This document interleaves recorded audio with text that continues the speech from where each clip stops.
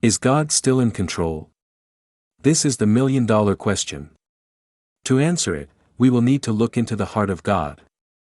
There we will try to discover the nature and extent of God's control over us and over our world. There we will attempt to experience both sides of a greater paradox. God is the absolute sovereign of the universe, and at the same time He gives us freedom. Could it be that He understood that the price of a mature love between us and for us toward Him is freedom of choice? All of this leads us to yet another question: is God still in control despite a depraved world, the scarcity of hope, and our calamitous sense of justice?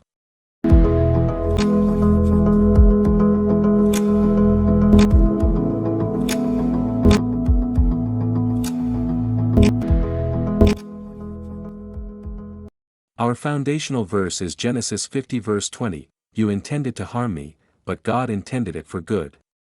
God is absolutely in control when He limits His own power by His own choice.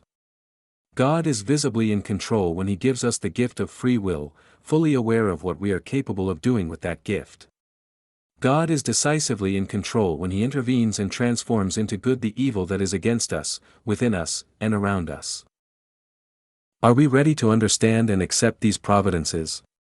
It seems not, because we do not always understand or accept three other great truths. God is omnipotent. God is omniscient. God is all-loving. We are always inclined to sacrifice one of these truths, which are the foundation of a full spiritual life. We waver between one and another because that makes it easier to understand what is happening to us and to our world. In this way, it becomes easier to understand why God does not do what we ask. We are not able to endure what would lead us to move from fearful doubt to conscious trust.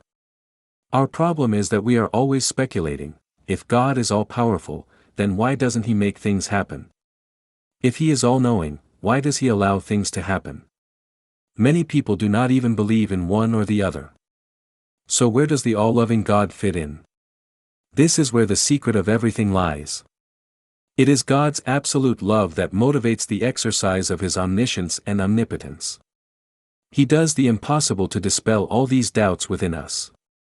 God is healing, God is forgiveness, God is mercy, and this is what humanity needs to believe in. Everything that happens to us is grounded in His omniscience and omnipotence. Everything that happens to us is meant to help us become mature people, with greatness of character and personality. This will never be the result of a life lived in calm and ease.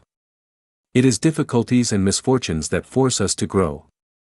God uses everything that happens to us to lead us to a fuller trust in His providence. His interventions are surgical, meant to help us, without denying our free will.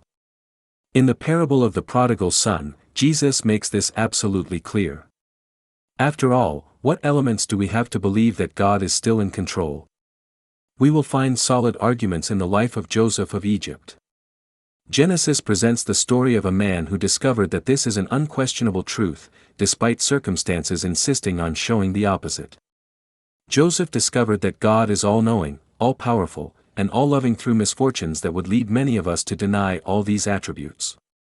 The Lord was with Joseph when he was sold as a slave. The Lord was with Joseph when he was cast out of Potiphar's house. The Lord was with Joseph when everyone forgot him in prison. The Lord was with Joseph when he confronted Pharaoh. Many of us would ask, why didn't God act beforehand to deliver him? Because if God had done so, His purpose in the future would not have been fulfilled. God used the worst moments of Joseph's life to bring out the best in him. This is our foundational verse.